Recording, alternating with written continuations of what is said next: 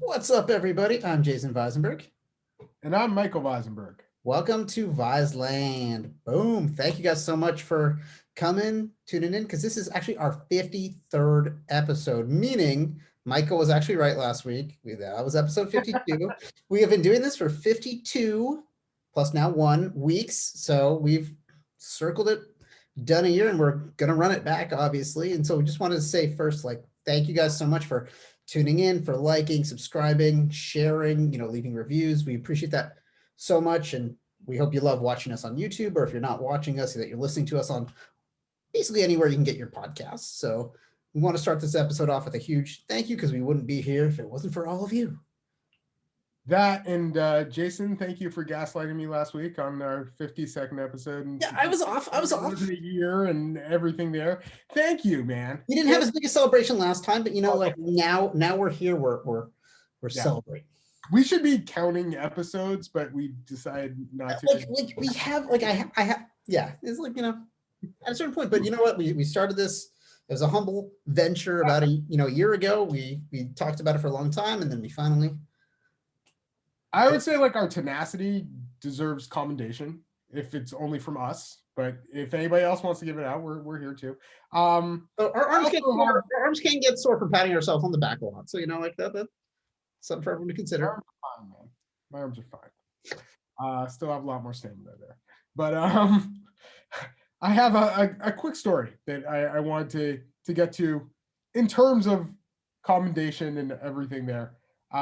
We had a friend tell us a story one time, a friend who will remain nameless. We're keeping it a little anonymous.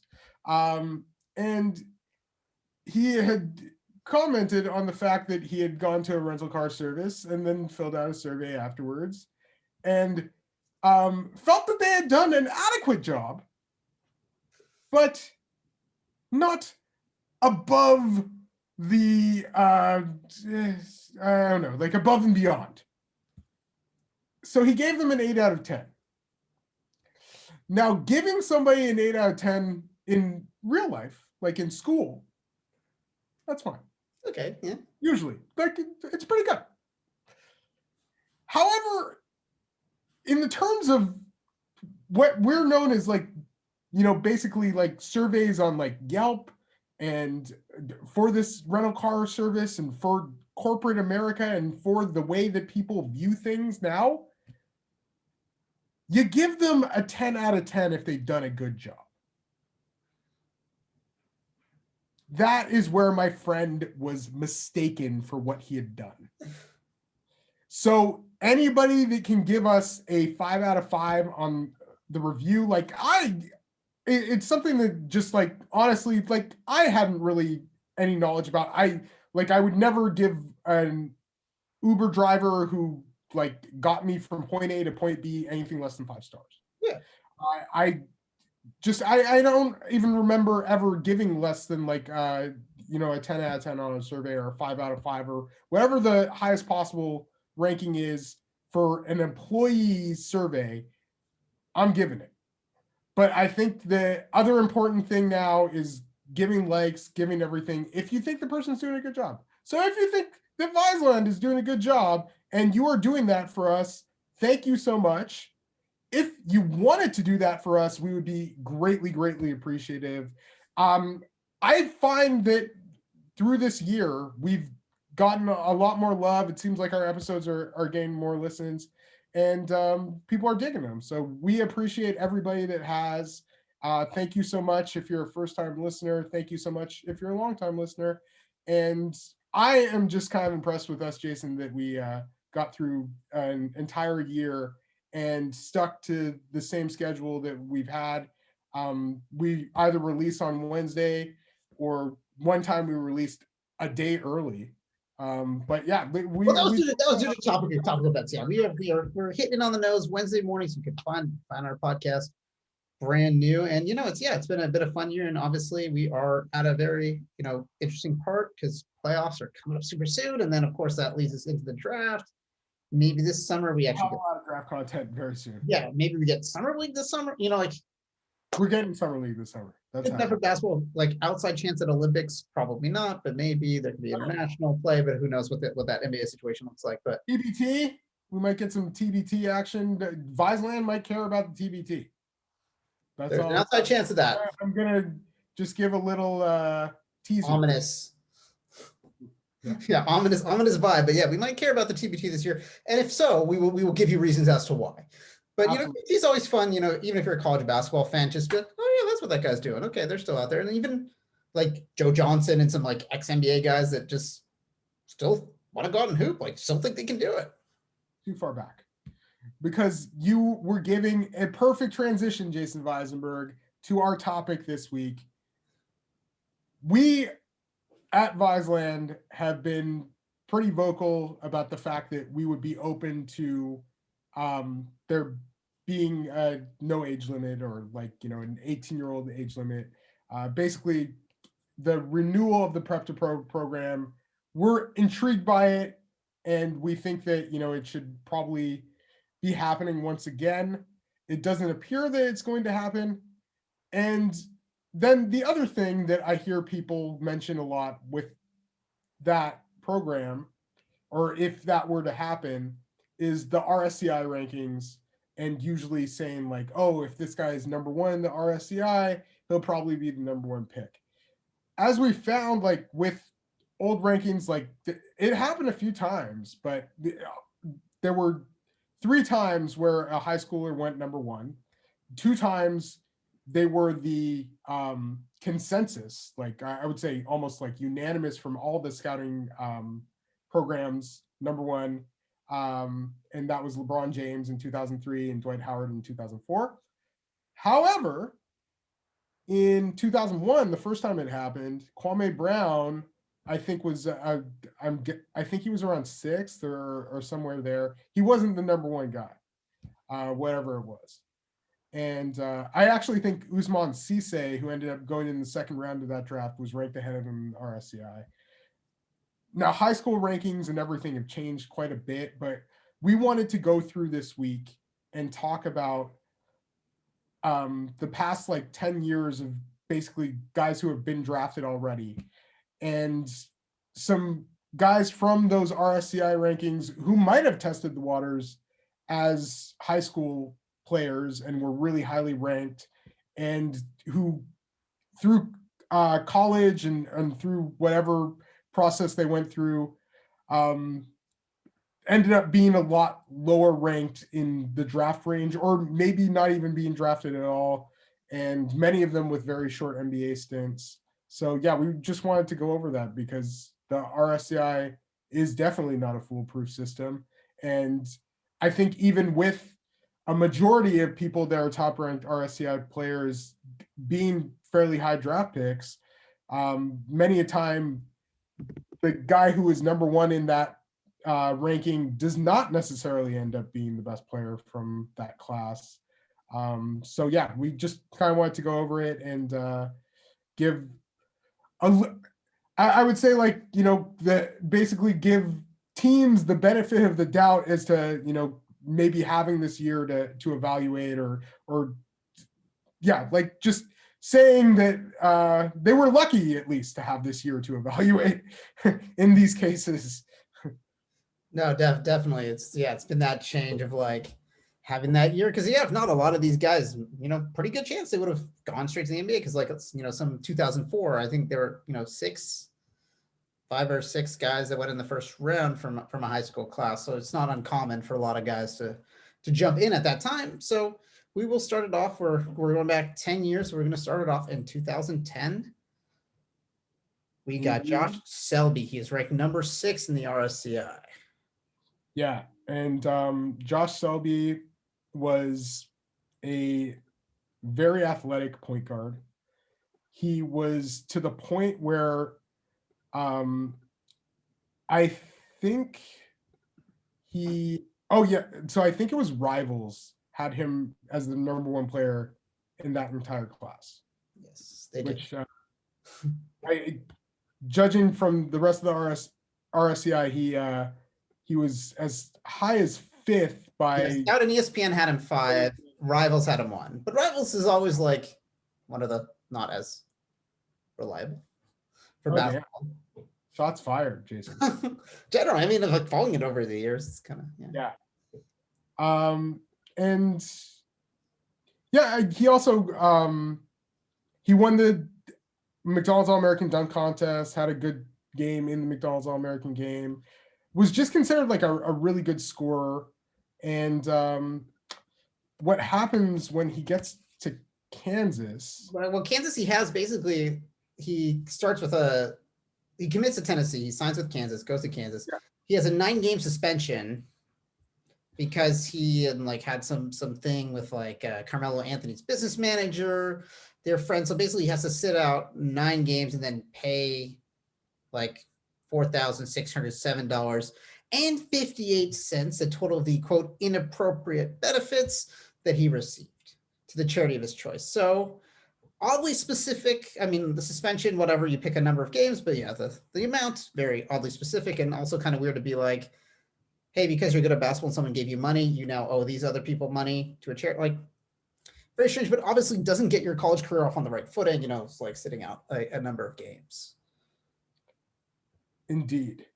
And then when he is actually playing in college, does not necessarily kill it, and wasn't like overly efficient.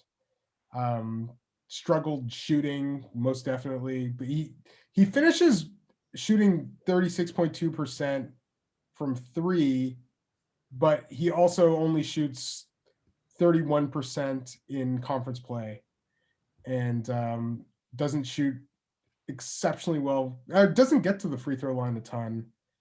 He definitely, I think his draft stock like takes a pretty considerable hit. Coming into the year is like viewed as a likely or at least a possible lottery pick. But yeah, he and the other thing is like I think people question whether he was a point guard or not. Like that he was a kind of a smaller combo guard. He in the NBA draft combine does post a 42-inch max vert, but he only had a 29.5-inch standing vertical. So yeah, it was. I think it was just like the jumping off of 2, and I think his stock definitely takes a hit there, and he does get drafted. Yeah, second round to Memphis, which like he joined a few other KU guys, like Xavier Henry was there, Daryl Arthur. Yeah, they were both at Memphis at the time, and then it's cool because in the 2012 Summer League, he does share co-MVP honors with Damian Lillard, which is pretty awesome, and it's also the last time you hear those two in the same sentence. But he, kind of ends up just going, basically G League kind of, consignment route. And then he pretty much plays everywhere. That's the other thing. Like he plays in China, he plays in Serbia, he plays in Israel. Well, you see this trend with some of the, it's like, they get that, like they go for the G League for a year or two, and then it just, I think, China's the first, and then after that it's Nomad. He's like a different place, like pretty much every year right now. Goes to Korea, and right now he's in New Zealand. He's playing with the Franklin Bulls in New Zealand. But so yeah, long pro career, just not necessarily a long NBA career. And I know the other side of the coin is like wanting these guys to get their money as soon as possible and everything like that. It is on the NBA team, like that's the thing. But I think that having that year has definitely saved some NBA teams from investing in players who would have gone considerably higher and possibly put their franchises at maybe slightly more risk. I think that like there was definitely a huge gap in the high school players who were fantastic and went way above what they were expected to from their draft position, and the players who weren't that. Like, it was a volatility. That's what I'll say. There was certainly some volatility in high school players. But yeah, so Josh Selby certainly stands out there. Another player from the 2010 RSCI rankings who I think would have been a really high draft pick had he come straight out of high school was Perry Jones, because people felt like Perry Jones had enormous talent.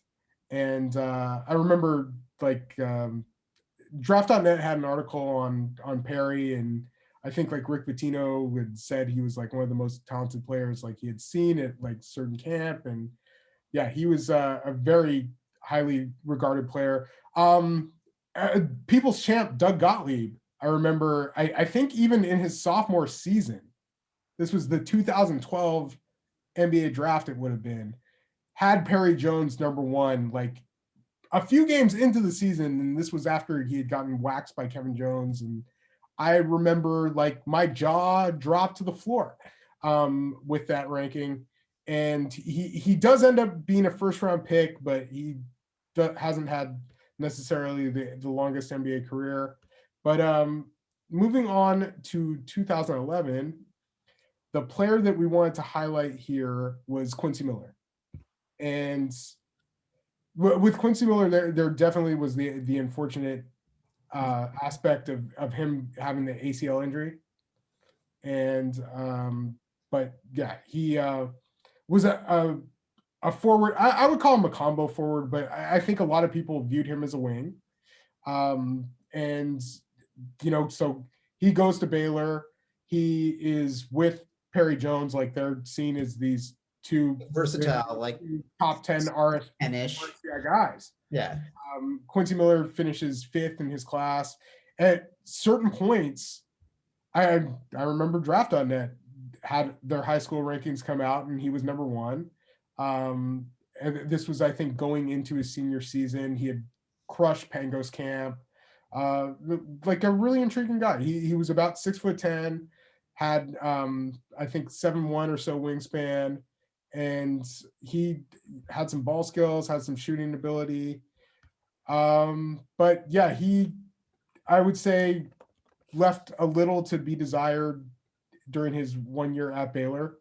Was solid, but yeah, like doesn't necessarily isn't really like making tons of plays for others.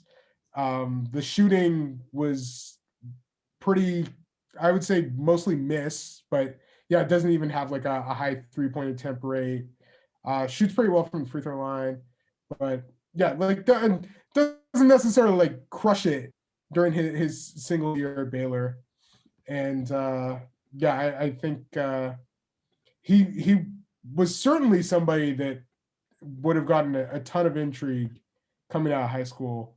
I think even with the ACL tear, like was still one of the more intriguing players in that class, which was considered a really good class as well. Like, it has Anthony Davis at the top. Austin Rivers was a highly regarded prospect and has a good single year at Duke and still ends up being a lottery pick. Michael Gilchrist was third in the RSCI, and he ends up being the second pick in the draft. Bradley Beal, fourth in the RSCI, ends up being the fourth pick. James Michael McAdoo goes a little bit of a different direction as well, and I believe eventually goes undrafted. But yeah, highlighting Quincy Miller because he only ends up playing 69 total NBA games. And yeah, it was just, I wouldn't say like it was anything like he did, I'm guessing, but yeah, I think injuries certainly played a part. But yeah, just somebody who didn't necessarily like live up to that fifth ranking in the RSCI. Yeah, it's hard, in the NBA again. And sometimes it's just hard to get more point down in the game ahead of you. There's just some really, really pretty good players. Because yeah, it looks like his second year was really when he got the most time, and that's again like Wilson Chandler got hurt. So that's why he kind of gets a couple starts and everything like that. But yeah, after that, didn't really do much with Sacramento, Detroit, and now it's just went to Europe for a couple years. But yeah, it looks like he is now in Portugal. So yeah, he's playing in Portugal. The James Michael McAdoo, the aforementioned, is playing in Shibuya. He's playing in Japan. Oh. In the B League. That is a now you know situation, because it was not as much on Shibuya as I usually am. So yes. Oh, NBA champion James Michael McAdoo. I think he played significantly more games than significantly, but yeah, he ends up playing 111 NBA games, and both were really highly regarded prospects. I remember, and I think certainly it's funny because it's rounded out also with like LeBron Nash was number 8 in that draft, and I remember him being considered a big time like NBA prospect. Adonis Thomas, who I don't recall these conversations, but apparently there were NBA scouts that had conversations going into their college career where Adonis Thomas ended up going to Memphis, between Adonis Thomas and Michael Kidd-Gilchrist. And as we saw, Michael Kidd-Gilchrist ends up being the second pick. He may not have had the best NBA career, but still is around. So yeah, I would say that it was a very volatile top 10 just in general in 2011, though there were some absolute gems for sure. And I have a feeling that Anthony Davis is like, let's say 2011 becomes that class. I think we've gone over this as well, but Anthony Davis more than likely would have gone number 1 in that class, regardless.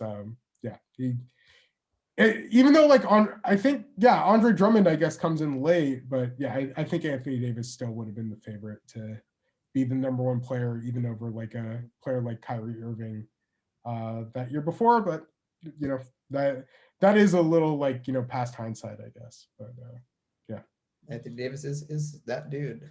But turns out. Moving on to 20. What do those guys have in common? Both of them were enormous helps in LeBron James winning an NBA championship. True. But moving on to 2012 is someone we saw up close kind of later in his career recreationally. That is Isaiah Austin. He was number 3 on the RCI. Goes to Baylor. Isaiah Austin was considered like a pretty big deal when he was a high school player. He was seen as like the 7-footer who could step out, shoot some threes, handle the ball a little bit, and block some shots. Like he was almost, I don't know, it's like it feels sacrilegious to make this comparison, but I think some of I'll just say this way, because I think there was at least a difference in mentality between the two, but he had like some Chet Holmgren skills.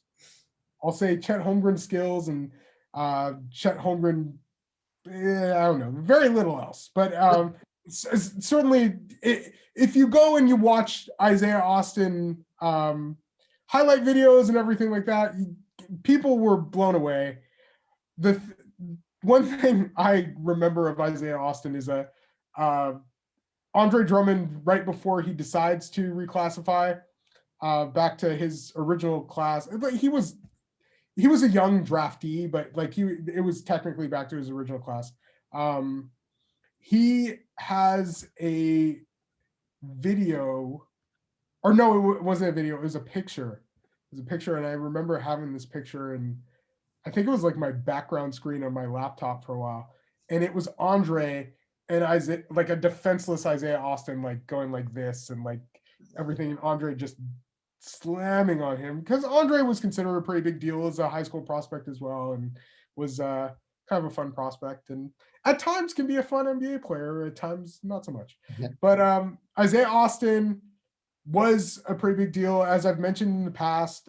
When 3.1 blocks a game his sophomore year at Baylor, so he's protecting the rim, which was very strange because he also he goes from averaging 8.3 rebounds per game as a freshman to only 5.5 as a sophomore, And I wonder if that's not because he was like going after every block shot possible.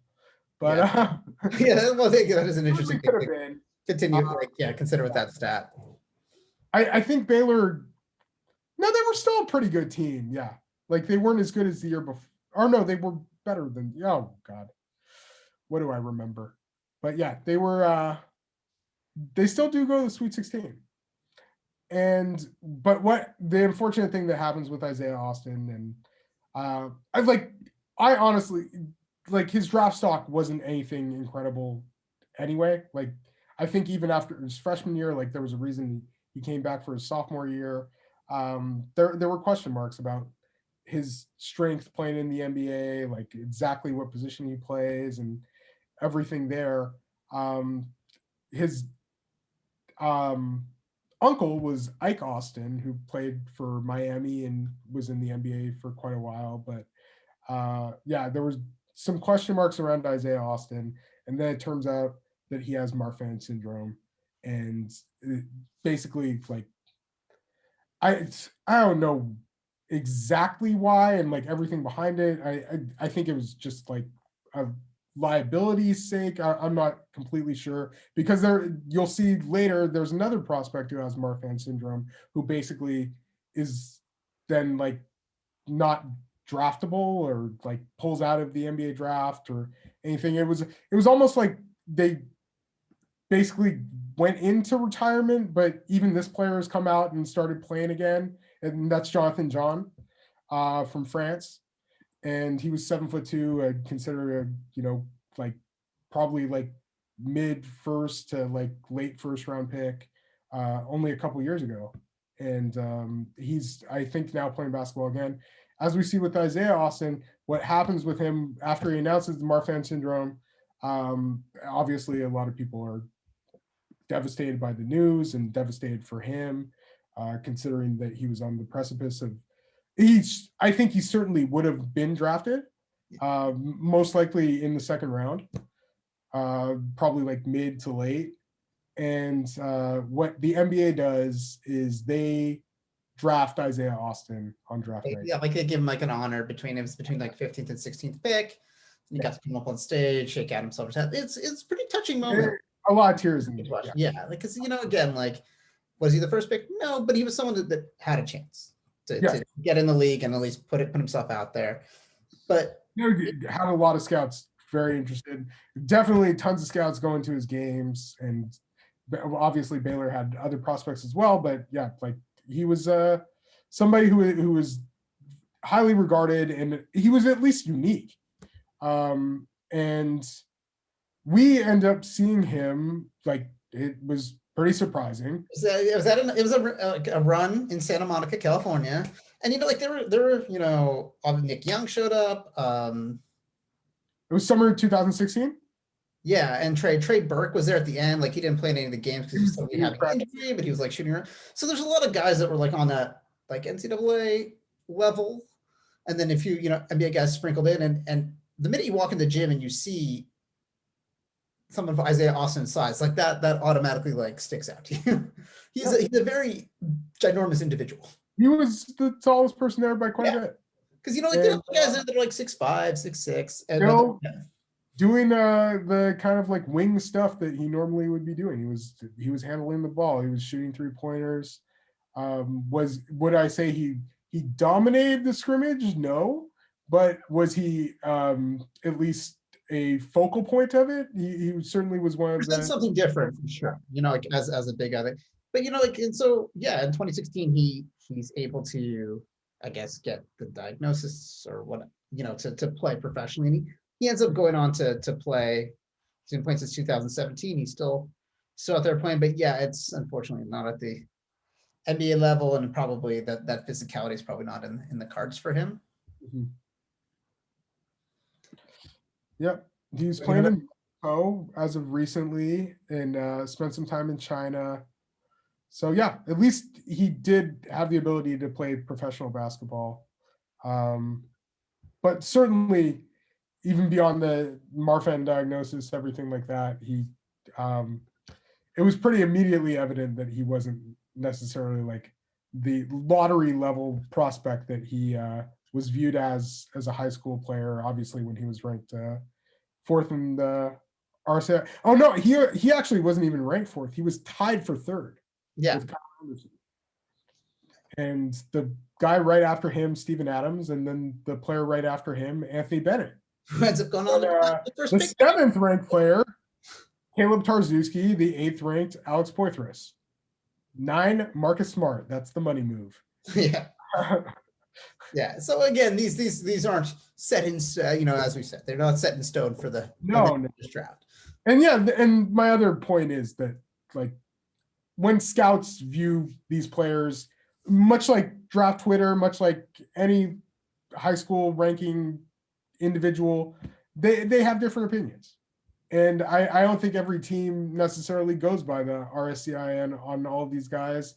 They could have the guy who's ranked fifth as like their number 2 prospect. Like I'm sure there were plenty of teams who saw Zion Williamson, who ended up being ranked fourth in the RSCI, and some of them may have been lower on him, but I'm guaranteeing there were a few that were higher on him, even before his incredible college sample.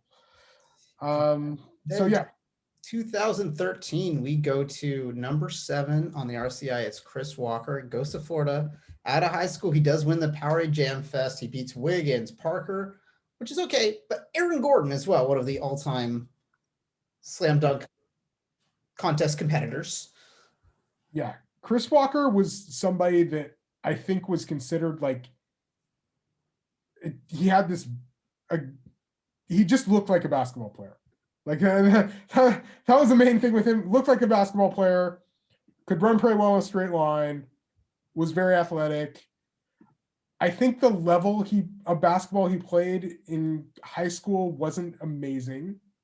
He was out of Florida, but yeah, he didn't play like in I think like a really high division. And he also like I remember there were qualify, so he didn't start at Florida immediately. Like he had to come in a little middle of the year. So obviously, like his freshman year, it's weird to quantify a lot of that because it's like just not starting off on the right foot because he didn't get to enroll until December, so only really plays a few games. Yeah, and he only plays 87 minutes his freshman year, but I think like his at least some aspects of him, I remember like ESPN, I'll just say Kevin Pelton had an article talking about how he looked like a pretty promising draft prospect based on like a few things in his very brief play. Like he has an amazing or not amazing, but a really good offensive rebounding percentage. Ends up having a 10.4 block percentage. He has a 9.4 block percentage as a sophomore as well. But yeah, I think just in terms of exactly what he was going to do. And then he also like doesn't play a ton during his sophomore season as well. I think he clearly was kind of a case of guy who relied on his RSCI in terms of like where he felt his draft position was. Because he declares after his sophomore year, but you look at that again, it's 14 minutes a game, 4.7 points. What the actual hell? He's getting a block a game, but ends up going undrafted. Starts that G League route. And then, after a few weeks in the G League, ends up going that, taking that international route. Yeah. The thing, Wikipedia has him as being 7'1". Yeah, that seems to be, I know, I can compare it to everywhere else. It's like more in that 6'10". No. Yeah, he is. Range, but the thing to remember about Wikipedia is he does have pretty good measurements. So yeah, he measures at 6'8" and 3/4 in at the draft combine, and only 5.18% body fat. So I wouldn't say there was fat upside there, but and was only 208 pounds, 7'2" and 3/4 wingspan. 9 foot standing reach, and then has a max vert of 37 inches, so clears the vertec. But yeah, I remember I was like, I think this was when Dave Tellep was still working for ESPN, or no, I shouldn't put that on him, but like it might have been Biancardi on it, honestly. It was one of those two. Or it could, whatever it was somebody from ESPN. I remember they talked about a camp they were at. I think it might have been MBPA Top 100 or one of those, or one of the Nike academies. Either way, they talked about a player in the top 20 and a scout saying to them, like, this guy, like, will never get it into the NBA, which I felt was like a very harsh thing to say.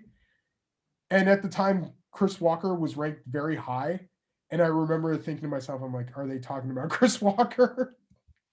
And I shouldn't laugh about that, but yeah, it was and yeah, like he still does have a pro career. Just the furthest he gets is the G League, just in terms of like his proximity to the NBA, it seems. And then I also remember like when I would look for articles about players and everything, looking up like Chris Walker and seeing that this freshman has an amazing game against Chris Walker and their team beats Chris Walker's team.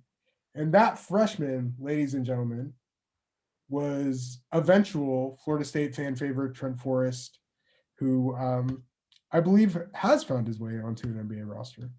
So yeah, very cool. Then moving on to 2014, we are taking a look here. This is someone who's ranked pretty high. I really always had a lot of buzz on him. Is Cliff Alexander, Kansas?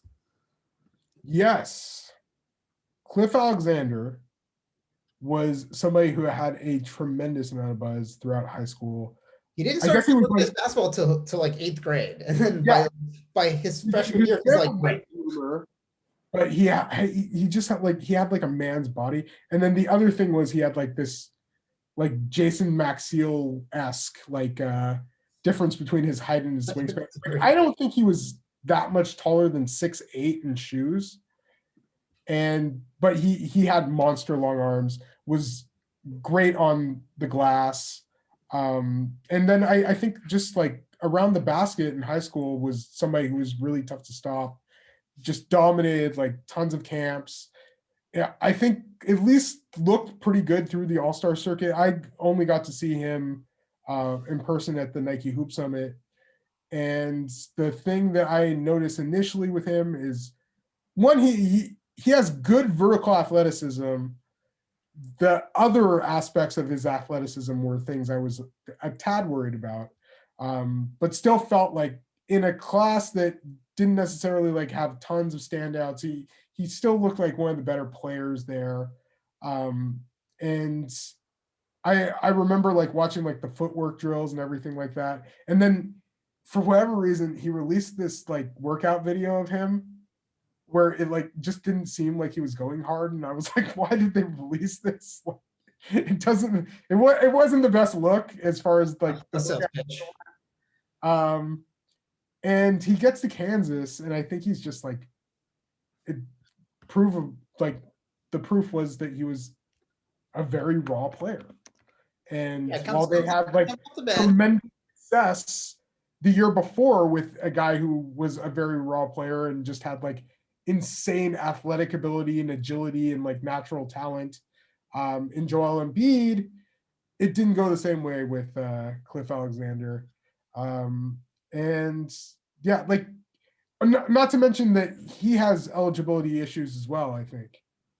Yeah, so the end of his basically like the last like 8 games, and obviously going to the tournament, he is inactivated due to an undisclosed NCAA investigation as a precautionary measure. I guess his mom had like an initiation of a pre-NBA draft loan of some kind. Yes. Okay. I remember. Oh yeah, it's like for a lot of these situations too, like things like that. Yeah, kind of. You can see the correlation between like that happening and like kind of hurting them in some capacity. Yeah. Yeah. Cliff does end up being number 1 in Van Coleman's high school rankings, number 3 in ESPN, behind 2 other centers in Jahlil Okafor and Miles Turner. They messed those rankings up a little bit. But at the time, yeah, like Jaleel was considered the number one guy for the most part. Another, Yeah. and they were At least a consensus. The one ranking system that was low on Jaleel Okafor at the time was Jerry Meyer, had him 6. And yeah, he was the one guy who was apprehensive about Jaleel's, I would say, professional future. And then sadly for Cliff Alexander, again, injury situation. So he, kind of doesn't leave college on the best footing with the NCAA investigation, and then injures himself in a workout with the Lakers. So obviously, someone who's going in kind of on that raw potential card, getting hurt doesn't help. Ends up with the Blazers, end up having him for a little bit. Yeah. And after that, it's G League and then that, overseas route everywhere. Yeah, and he was with Brooklyn for a very brief period of time, but never ends up playing a game. Yeah, he gets 8 games in with Portland, but he never gets into a game for Brooklyn. Cliffy. Yeah, it's like, it's just one of those, again, like a raw. So yeah, he's in France now. And they list him at 6'9". I'm not sure he ever gets there, but has like that 7'3", 7'4" wingspan, and always was like just a really strong player. And I feel like he was never mentioned without the fact that he like mentioning that he was like such a highly ranked player. Even at Kansas, even when he was like getting in a game for like 5 minutes with the Blazers, like that was like the one thing that was like always talked about with him. Mm-hmm. Was that, and it's just it's tough that he never goes to live up to that. Yeah. But our first West Coasty guy, we're going 2015 Ivan Rabb out of Cal. Yeah, I highlight Ivan Rabb. There were a few other candidates here. I would say like even like Sheck Diallo, like right after him, and then another really big one I would say is Diamond Stone, who barely stays in the NBA. Malik Newman right after him. Henry Ellenson just got another contract. Yeah, there's a big portion of that list. At the top, yeah, Ben Simmons. Ben Simmons. The rest are just they knew Ben Simmons was going to at least be a pretty good player. You have Scalabiciero, who many people like I knew had as the number one player coming out of that high school class after he annihilates the Hoop Summit and does really well there. The first person John Calipari offered in this class. Like he was super, super high on him. And it doesn't end up being. But then Jaylen Brown, really good player. Yeah, ends up doing okay for himself. Really sucks that his season's over, but haven't had a tremendous season this past year and has been a really good NBA player. And then Brandon Ingram, who's really come into his own these last couple of years, made an all-star team last year and was like in, I would say like low to mid 20s scoring per game this year.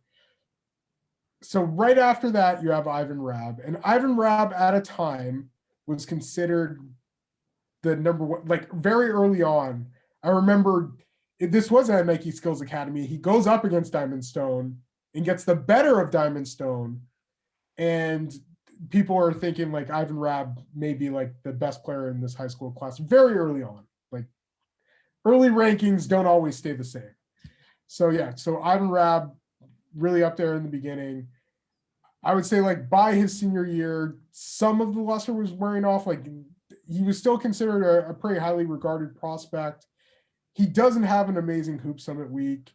I just didn't really like the way that he moved, and like there certainly was kind of like that old school big to an extent, like didn't have like crazy range or anything like that, and also didn't have like incredible size for a center, which was the position that he almost certainly was going to play.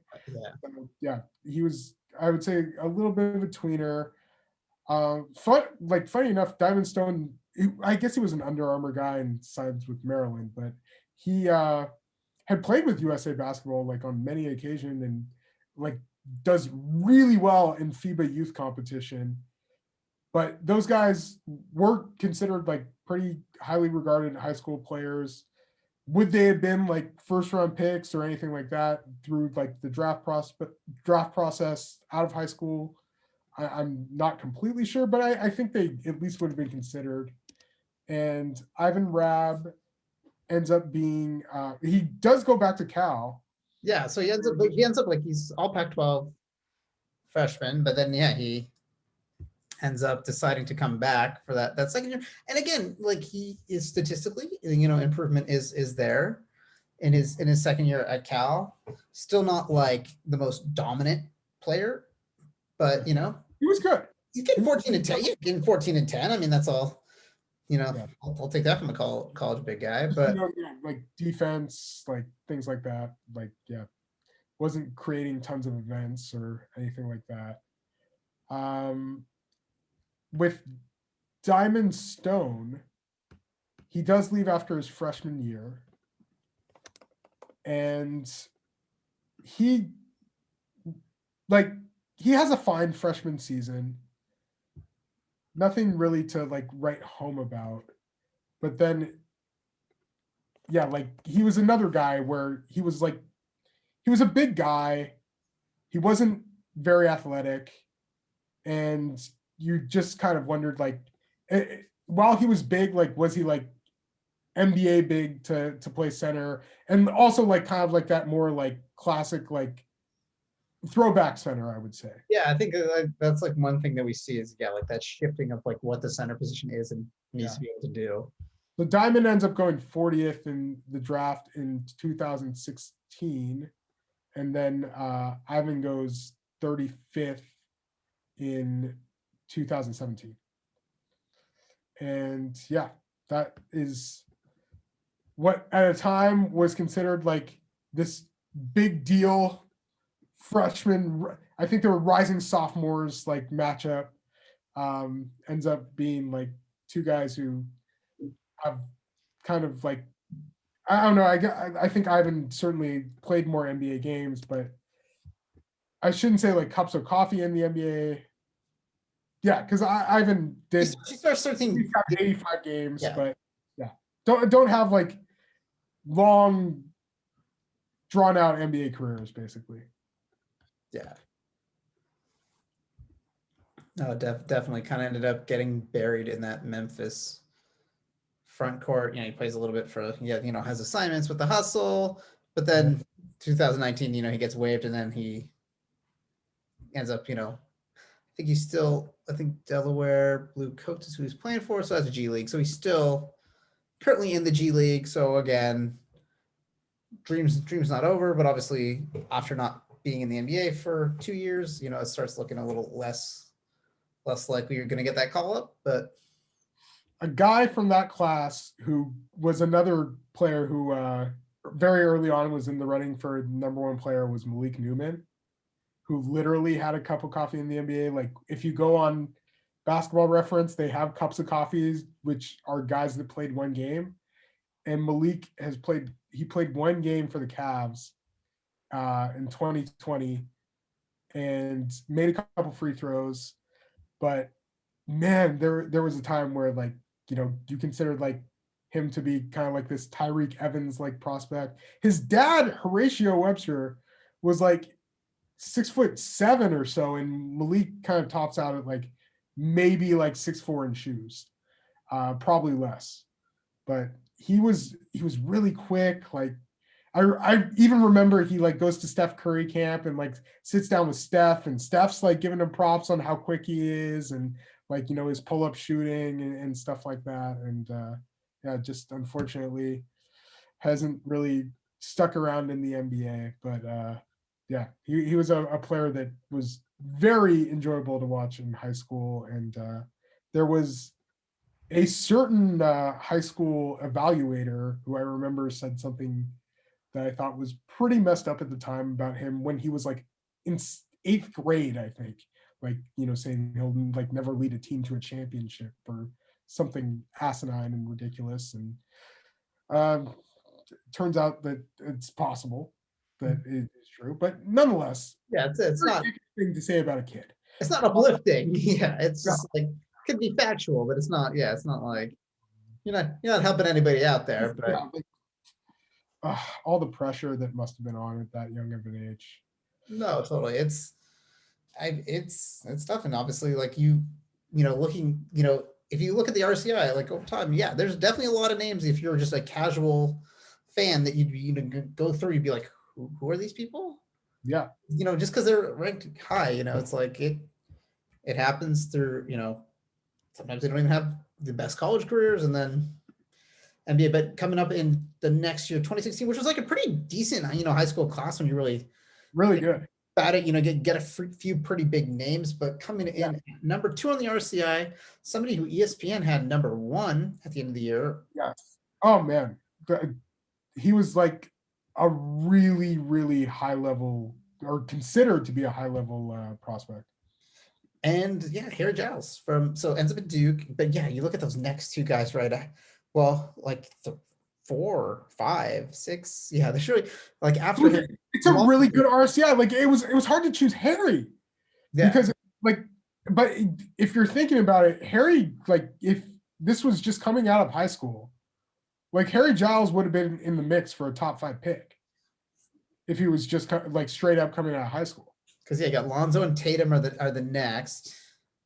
Harry Giles was like a guy who had this tremendous frame, and had basketball skills. And then when NBA scouts saw him, he played with the USA U19s the summer before his senior year in high school, and he had played at like the USA youth level. That's actually where he first tears his ACL with the U16s, which was just such a bummer because like early on, Harry Giles was considered the number 1 player in the class.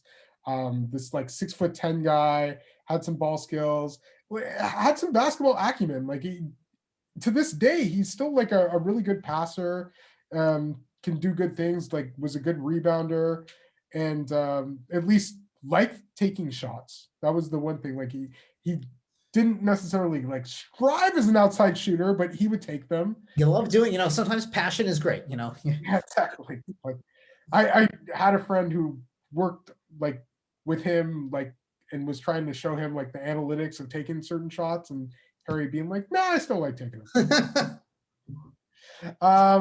But yeah, so they go through like that process, and I remember when scouts saw him at USA Basketball, like during that whole U19 thing, like they fell in love like all over again, and he was considered the number 1 player. The other guys on that U19 team from that high school class, you had Josh Jackson, you had Jason Tatum, T. Ferg, I think, was the other guy. So yeah, it was a really good U19 team, and Harry Giles, they said he looked like he was in a video game. So yeah, I think there were even people who were like kind of willing to give him the benefit of the doubt. He doesn't really tear it up at Duke. He's coming off of so he tears his ACL his last year in high school as well at Oak Hill. So basically doesn't play the entire year there. Still gets to go to all the All-American games because he was so highly considered. And I remember he does show up at Hoop Summit, and I remember trying to block his shot with the fake little stick hand that they would use to block shots just for fun, which was a cool experience for me at Trailblazers practice facility. But he, has that year at Duke, comes on very late, and little minutes. He's getting about 11 and a half minutes a game. But certainly, like when you used to think, like you hear about like the video game stuff and everything, and while he looked good in USA Basketball, like wasn't necessarily always the most efficient guy. Has some games where he like doesn't shoot very well. And at Duke, he doesn't really tear it up. He doesn't look as athletic as he did amongst his high school competition. And he looks fine. Like, and I think a lot of people give him the benefit of the doubt. because of the injuries and everything. And like coming back from an ACL, like that usually does take time. So yeah, I think he's still considered like very probable first round prospect, and he does go in the first round. He's the only one so far, that we've highlighted that, yeah, he does still end up in the first round, but it's kind of under this weird, auspicious, like the Kings announced. So he gets drafted by Portland at 20, but they trade him to Sacramento. And then the Kings announced that, the 2017-18, what would be his technical rookie season, he is not going to see the NBA floor because they want to focus on vigorous practice activity and individual workouts tailored to continue developing overall strength and aid ACL injury prevention. So not exactly a promising sign. I would say, well, like it was good in that they at least like cared. Versus rushing him or throwing him out there and just letting him, be hobbled. And it's like I wouldn't throw away like his NBA career right now. He does get very limited playing time with the Portland Trailblazers this year. There have been some fun games watching Harry Giles in garbage time, though. And garbage time, Harry Giles is a player. But yeah, he just hasn't seen consistent minutes. In Sacramento, shows some nice flashes, has a few good games. Even starts 17 games last season. But honestly, like, yeah, you're not completely sure where you see his NBA career going. And, he's kind of like that. They say he's a 4-5 hybrid, but he's really like a center with a little passing, working on that shot. But yeah, you're not necessarily exactly sure where he fits in and how valuable of a player he is moving forward. And I don't think that's what most really expected from Harry Giles coming out of that high school class. So yeah, you think of a video game, you think of dynasty mode. So you're thinking high level of a long period of time. But yeah, and his good friend and former teammate Jason Tatum is definitely on a different trajectory. Most definitely. And even Josh Jackson's shown some, I would say, like some positive flashes at times these past couple of years. Well, to me, obviously, like in high school, like I was huge on Lonzo. I mean, like we saw him, like, and obviously I haven't been to, I don't, as much high school action. Lonzo's having a year, man. To me, like Lonzo was the best high school player I have seen in person up close since Kevin Love. Yeah. Lonzo was the two guys that were like, they can throw the ball into a thimble. Like they're just pinpoint passing and just like so many levels like above their competition. Lonzo was a lot of fun. And I know it's a contract year for him, but he's shown quite a bit of value. And I don't think he's going to resign with New Orleans, or New Orleans wants to do that. Long term, I'm not completely sure what New Orleans wants to do in terms of building around Zion Williamson, but Lonzo's having a good year. Like he's good, and like he's a legit NBA guy as well. Like a good rotation guy. And of those guys, like Harry Giles is the player who still really hasn't found his way as of yet. And then we're sticking at Duke the next year, 2017. Number 5, Trayvon Duvall. This was a player who I got to see at Adidas Nations in 2015 and 16, and I loved him. I thought he was great. He was like 6'2" or so, had like a +5 or 6 wingspan, and he could get to the paint like at will. Like this guy was not like a crazy explosive athlete, but like a really good athlete and really quick, and was like one of those kind of like drive and kick point guards who just never really had to shoot at most levels. And then I get to the Nike Hoop Summit, and this is where you like really get to see him take shots, and you notice the jump shot, and you're like, oh, that doesn't look great. And I think it kind of caught up with him a bit. And I think that also while he's ranked like really high by a few people, there was at least like a question between he and Colin Sexton, who ends up being Trayvon is 5th in the RSCI. Colin Sexton is 6th. But I know that after Hoop Summit, I certainly liked Colin Sexton more as a point guard. And, people have questioned his point guard ability and everything there. But yeah, I liked him more than Trayvon. And Trayvon gets to Duke. And Starts the majority of the games. I mean, 34 to 37. And he ends on a high note. I mean, 20.6 assists in their loss, but against Kansas in the Elite Eight. So, he's getting. Shoots 29% from 3. Shoots under 60% from the line. A 2-to-1 assist to turnover ratio.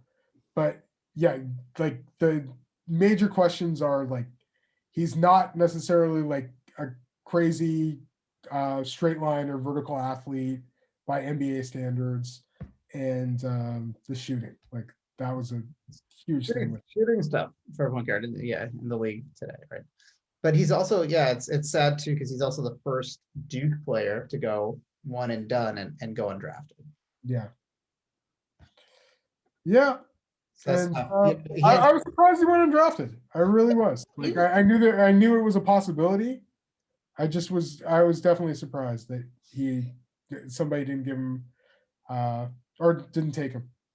He gets in on a 2-way with the Bucks, gets in like a couple regular season games, 2 ways again with the Rockets the next year, and then now just in the last scene in the G League. Yeah. And still like, a guy who is young enough where gosh. Wow. Trayvon is only 22 years old. Yeah, I think that's the sad part, but it's like retooling. Yeah. To be a consistent shooter. I mean, you still hope he has a long professional career. Yeah, because athletically, it's like, the ability's there. I wouldn't say like the NBA is like completely out of the picture or anything like that, but yeah, he gosh, yeah, man. I remember like I even like DM'd him to get his like birth date for draft.net and everything, and he was a really cool guy. Like he was nice. I approached him at Adidas Nations, really like just smart, well-spoken guy. And I really enjoyed watching him play in high school. Like I thought he was like among the underclassmen there. I remember like the standouts. It was like they had a 3rd place game, and Trayvon did fantastic in that game, as well as the entire camp. And Gary Trent Jr. also was one of the real standouts there too. But yeah, just certainly like a shock that Trayvon Duvall doesn't end up going so high. And he and Josh Selby are the 2 lone point guards on our list. Yeah. Yeah, if like again, I think it's like for the point guard, it comes down to that: can you shoot? Whereas like a lot of the bigs, it's like, where do you fit in? In our big man rotation. But we move on to 2018. We have another big man. We have our first international player here. We have Shittu from Burlington, not Burlington, Vermont, not home of the Coat Factory, Burlington, Ontario, Canada. CIA Bounce alum. We saw him at EYBL. And I remember at the time he was kind of in a reclassification mode. I know Oregon was after him. There was someone that they felt okay about going after. But obviously as a committing to Vanderbilt, so obviously, IQ is not as high there, declining Oregon. So that's obviously, can be a bad sign. But yeah, what were your thoughts on on him as someone who is very hyped Canadian prospect? I liked him. I liked Simi. I thought Simi I got to see Simi when he was really young, like when I was actually living in Toronto, and I remember like they had a youth game before was it like a Team Canada game that featured the likes of Tyler Ennis and Xavier Raton-Mays and Trey Lyles. And the youth game had Simi, and he stood out. Got to see him at Nations. I thought he played well there, and he looked like a combo big. Was another good passer as well, and I liked his defense. Like I thought he looked like at least had some movement and ability there. Like a big dude. That too. Like, and yeah, like the physical measurements and everything there for sure. But he ends up being like more of a center. And then in EYBL, like we see him with CIA Balance, and looked like one of the better players that weekend.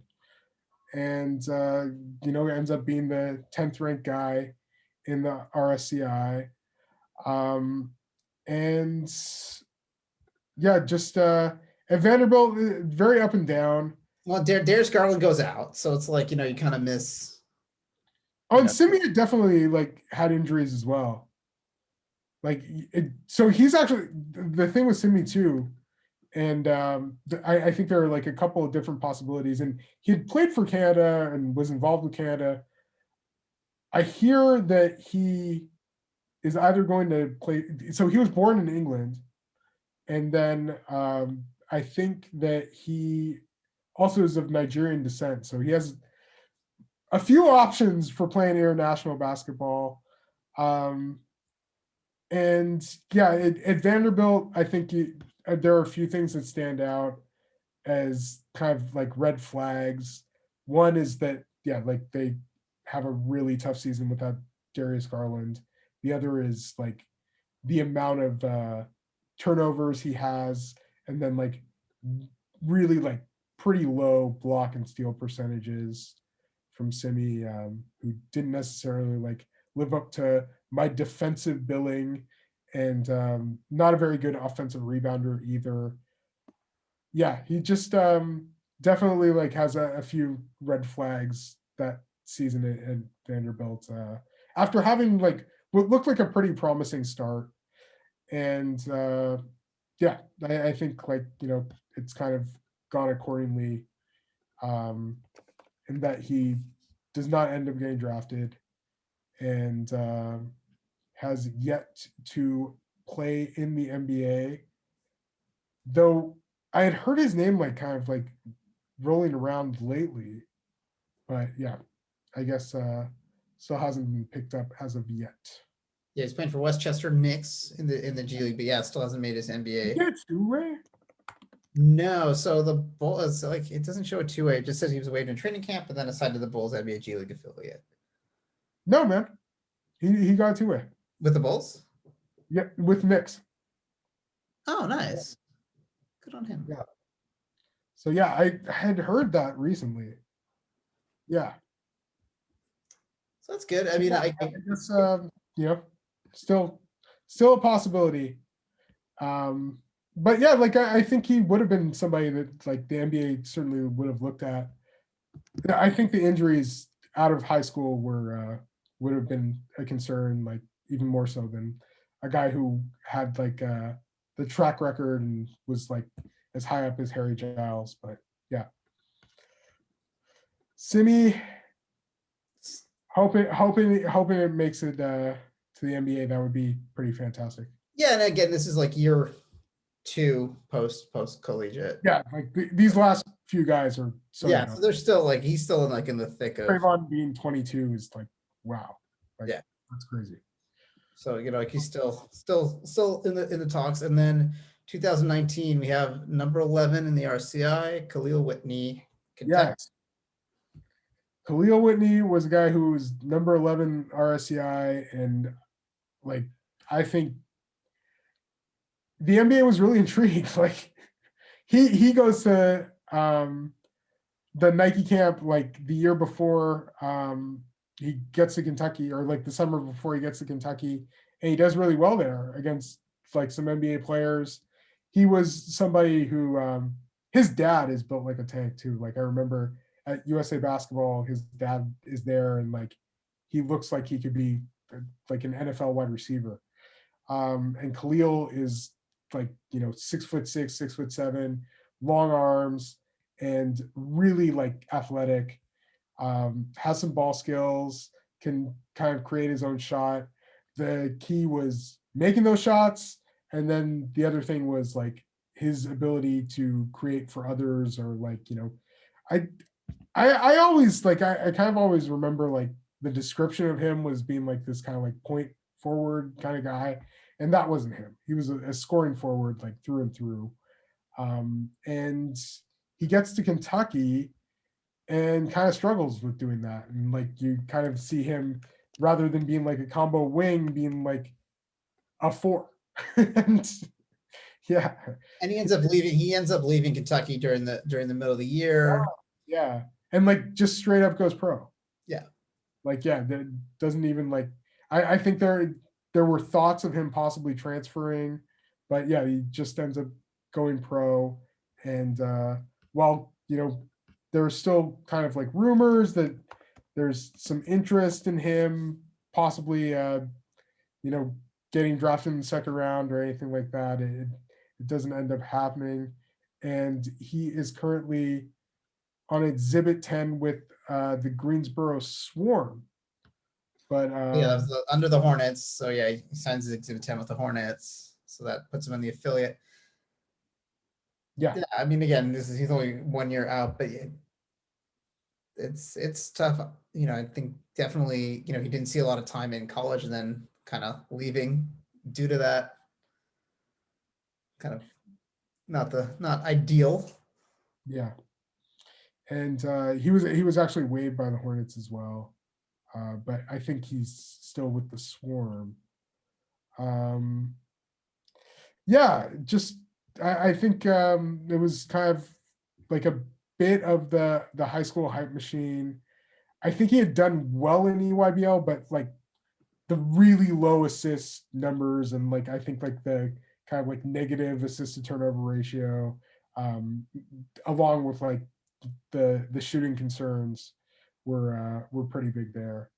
And yeah, he certainly looked intriguing. Like I remember at USA Basketball, like during the October mini camp in 2018, he looked like he seemed to have some of the better scrimmages of that class, that senior class.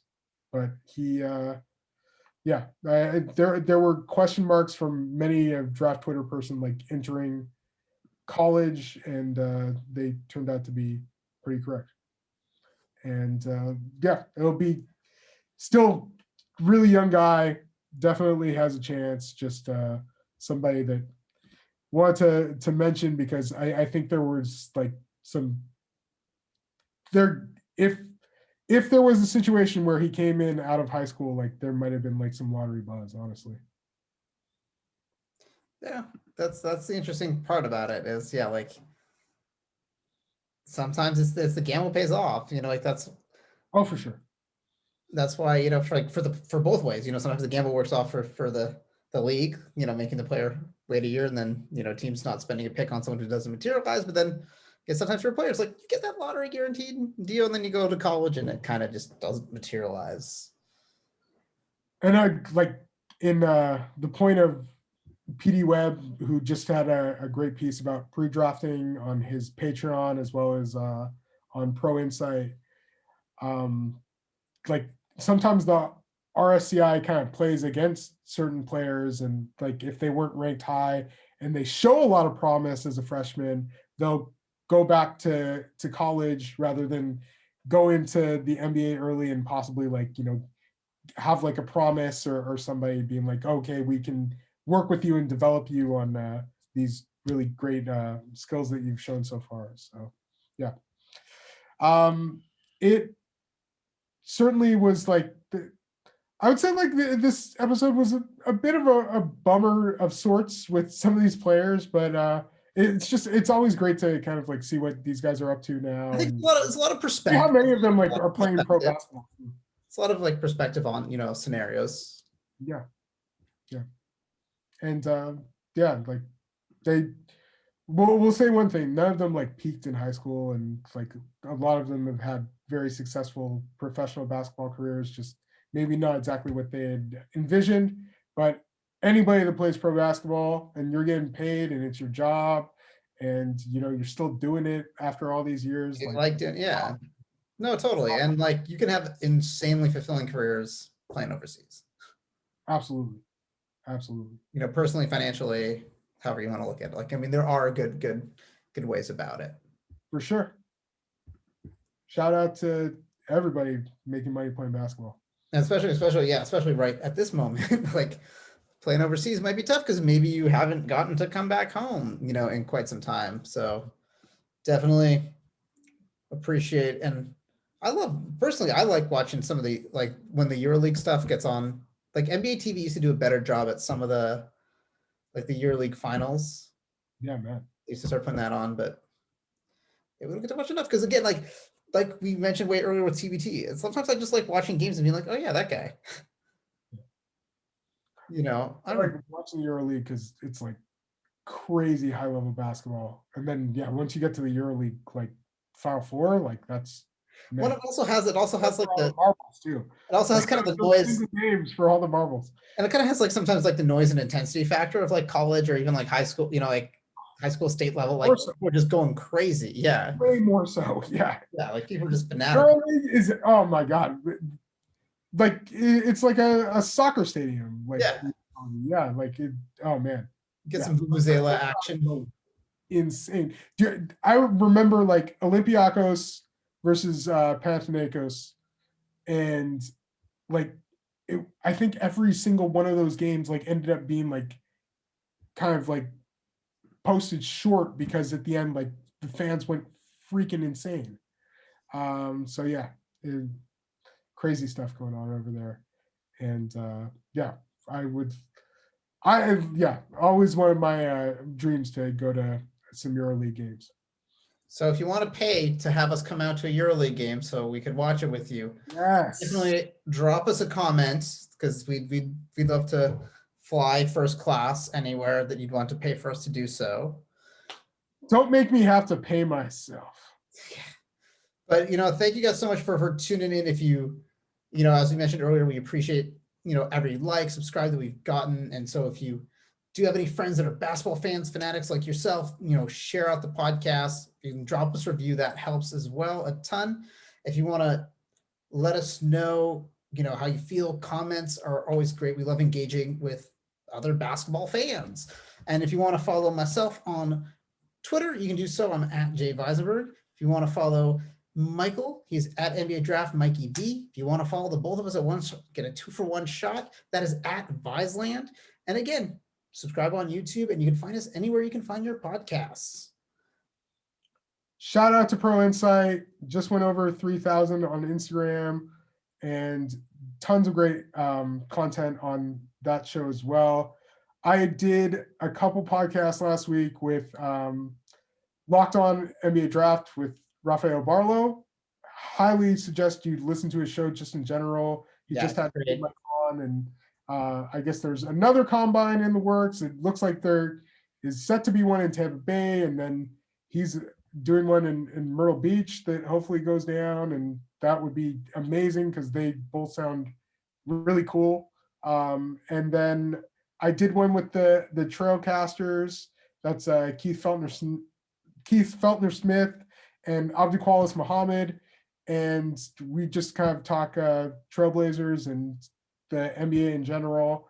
So yeah, if you want to give those a listen. Plus, Jason Visenberg, this humble man, wrote an article about the year one at Viseland that he will have in the description, and it was well done. Plus, you get to see old school pictures of us wearing basketball jerseys. Correct. That is the key. That's where the money. We might put that one behind a paywall just for the pictures of the throwback jerseys, but for now it'll be free. Well, hey, maybe we'll have a few more jersey pictures behind the paywall. Maybe. If you want to get to those, you got to pay. Stay tuned, everybody. Stay tuned. But thank you guys so much, and we will catch you all next week. Take care.